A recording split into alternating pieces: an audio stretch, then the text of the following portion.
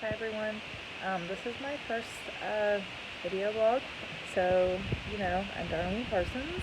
I live here in West Virginia. I just formerly semi-retired, I guess, as an educator in the public school system, so my husband and I could own a business. But I have a lot of things to talk about, and sometimes it's too long to type it all out on social media. So I thought I would just make some videos. So I'm going to try to do this every Saturday. This one's going to be kind of short because I have a lot of things to do today, and I have a really bad allergy, so I don't really feel very good. And I have a neighborhood cat across from me, so anyway. I wanted to speak on the Me Too movement, mostly because I struggle a lot with it. I think that it has a good purpose, and it has a good message, but the two part, I guess, is the part that I'm struggling with, because Me Too makes it sound like it's something that means that somebody has experienced the same thing as everyone else, and that's actually not the case at all. Although most women have probably experienced some form of sexual harassment, starting at the age of sometimes as young as elementary. I know in my case it started as early as elementary school, and then I faced similar types of either sexual harassment or assault all the way through adulthood, through domestic violence situations, through date rapes, through relatives, things that just, it's consistent. And I never like the word victim, because I feel like that means somebody had power over me, and obviously I'm out and living my best life, and so that's not the case. And I also have trouble saying #MeToo because my situation is different from everyone else.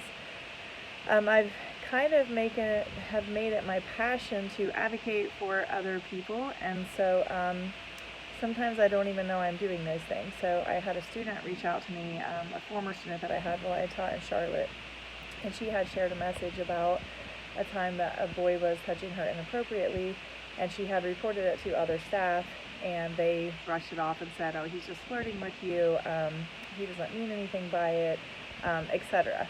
And she reported it to me, and I told her that nobody had the right to touch her body, that was hers, and she was fully in charge of it.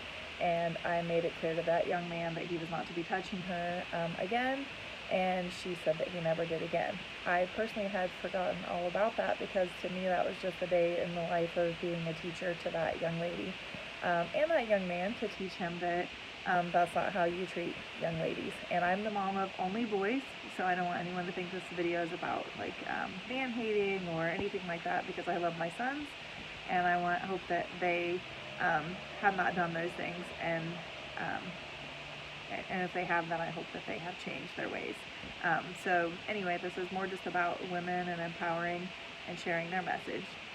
I also wanted to share some things that concern me about grooming and what that looks like. I've watched some documentaries on grooming, and I just know of some personal situations with it. And it's kind of terrifying for me that the way grooming works is it's typically a trusted member. So it's usually somebody in your church, a church leader, or an educator, a teacher, a principal, a counselor, a coach, Boy Scout leader, Girl Scout leader. It's always going to be somebody that you trust and that you would never think would do something like that. So if your child or any child is reporting something that they feel is uncomfortable or just doesn't seem right, the best bet is to believe them and really start watching for signs. And if the signs are there, just because you like somebody doesn't mean you should ignore it, because people that are skilled at grooming are skilled at also grooming the adults. So they make adults think that they're a good person. They really are just trying to help kids out, and that's how a lot of kids get in these situations. So what I would just encourage you to do for today, I have 16 subscribers, so we'll see how far this gets with 16 people watching. But I would encourage you to just check in with your family, friends, and any children that you have, boys or girls, and just talk with them about what grooming looks like. educate yourself about what it looks like. Share your story. I don't know if I necessarily am a fan of the hashtag #MeToo, but maybe we can come up with a better phrase for the movement. I'm happy it's getting so much information out. I just don't know if I'm a fan of the wording. Maybe that's the English teacher in me. The two just makes it seem like I'm saying like, me too, me too. But I really wish that women would all get their own individual stories out there. So that's all for today. Sorry that I rambled on. I don't feel very good, or I would have taken notes and been more organized. And plus I have this neighborhood cat crawling all over me. So, you know, I don't know. That's what happens when you feed stray animals. So I hope you'll have a beautiful Saturday.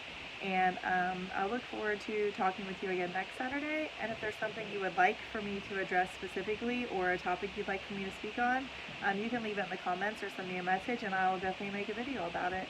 All right, have a great day. Spread love.